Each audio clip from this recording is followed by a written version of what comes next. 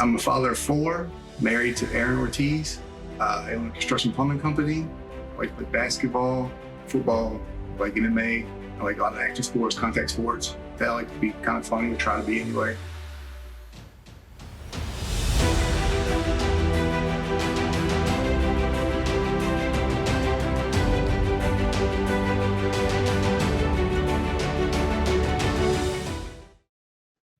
My name is Sam Ortiz. I was diagnosed with Parkinson's in 2013 at age 36, and I had my sleep DBS in March of 2021. I got diagnosed when I was 36 years old. I started having symptoms prior to that, probably 2 years before I actually went to the doctor. But looking back now with all the symptoms, I think I've had it for a lot longer. Parkinson's doesn't discriminate whether old or young. It's normally an older person's disease, but it doesn't matter. It can affect anyone. I remember being like 21 years old and my walk being a little funny. I thought my hips were messing up, so I tried to walk fast and try to overcompensate for it. My speech started messing up a little bit when I was in my 20s. When I got Parkinson's at first, it was kind of like a minor issue. I didn't have the stamina, or my symptoms weren't as bad until later. Once my symptoms started getting worse, I became very monotone, very unexcited about things. Everything became difficult to do. His diagnosis was pretty hard. We were both so young. We were engaged. We had big plans. We already had 3 kids, but we were planning on getting married the following year and having another one together. So I knew it was a life-changing event. At that point, I still didn't understand exactly what it was. And then until the symptoms started progressing, that's when I was like, oh no, this is something serious. And then realizing there was no cure for it, I didn't know what to do. I was just kind of I guess I was shocked. It's kind of like, why did it have to be? Parkinson's, it's a game changer.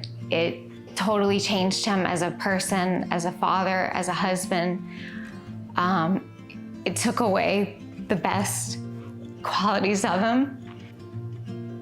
It's hard. It was very hard. Especially him being so young and watching him not being able to go play with the children or do everything he wanted to. It's a very hard disease.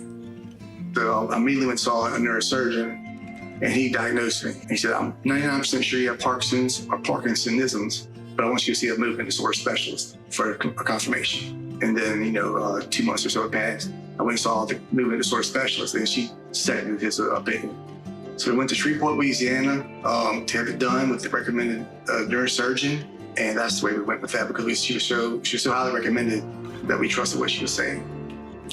She did have the MRI-Guided DBS, and I'm glad I went that way. Sam was referred to me by someone down south. He was interested in DBS because he had been on medicine for some years with his local doctor, and he had started to develop the major complications of medicine, and that includes wearing off, where medicine doesn't last as long as it did before. But as Parkinson's progresses, now you have to take it 4 or 5 times a day, and it's very expensive and very difficult. I was really concerned about it being hereditary. So I went and had a blood test done, and it confirmed that it was not from genetics, it was more of a head trauma.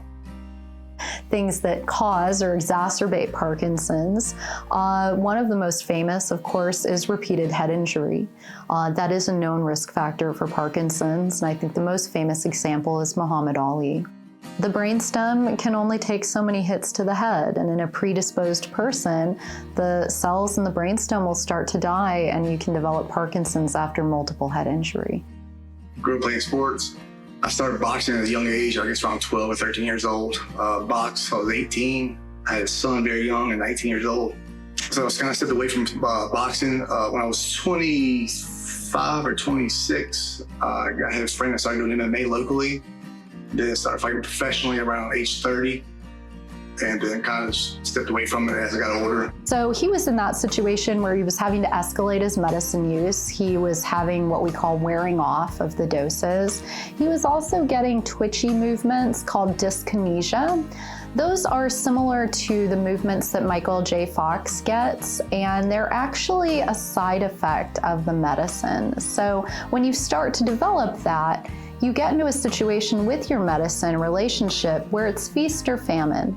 You either have too much movement or you have too little, and you don't have any good time in between. So Sam was approaching that point in his disease, and those are indications to do deep brain stimulation. So that's why we thought Sam would be a good candidate. I was just at that point where I was ready to try something, anything. We found very early on, several years ago, that many people would not consider DBS if they had to be awake during surgery. And I think you need to understand that part of that is the disease process of Parkinson's itself. Parkinson's is low in dopamine, and when you're low in dopamine, your anxiety and your depression can be very high. We are able, in the MRI with a sleep surgery, to verify our accuracy immediately with live imaging. And because of that, we know we're in the right place before we ever even wake them up. And that aspect of it is nice. What MRI-guided surgery has given me is my life back. I would definitely do it again. Even with Parkinson's, I think that they definitely should look into it. Oh my gosh. The biggest difference now, post-surgery, I feel like I have my husband back. His personality is back. He laughs, he jokes around. We get to go on outings. We get to do family functions. We don't have to plan our every moment around Parkinson's. We don't have to worry about him getting sick from medications or just not being fatigued from the disease. So I definitely tell all families, if you are a candidate for deep brain stimulation, please consider it, because it is simply another tool. It is not replacing medicine and it is not a cure, but Parkinson's is like being locked in a box. And if I told you, wow, you're locked in a box, I can give you a crowbar, or I can give you a hammer, or I can give you both, wouldn't most people say, give me both so I can get out of this box? And that's the relationship of medicine and DBS. You know, they are two tools that you should use to live your best quality. The biggest difference for me was just being able to do anything. Like tying my shoes was a process before. Walking normally in public was a process for me. Now that I have the MRI-guided DBS, I'm able to play basketball. I'm able to go and coach my kids in sports. I'm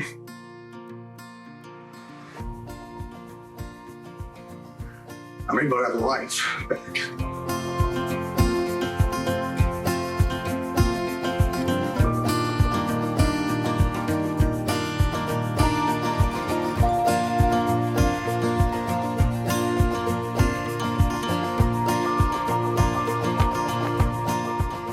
While MRI-guided DBS procedures can offer benefits, all forms of surgeries performed in the brain can pose serious risks. These risks include infection, excessive bleeding, adverse reactions to anesthesia, severe brain injury, or death. It is important to discuss the risks of pursuing a treatment with your physician to understand how they should impact your personal therapy decision. An MRI-guided DBS procedure is not for everyone. You may need to meet certain medical guidelines assessed by your physician. You will likely undergo a screening process to see if MRI-guided DBS is right for you. MRI-guided DBS is an advanced technology that is not available at all care centers and requires approval from your insurance to cover the expense. Check with your health insurance plan or your regional Medicare or Medicaid office to find out if your policy covers this procedure.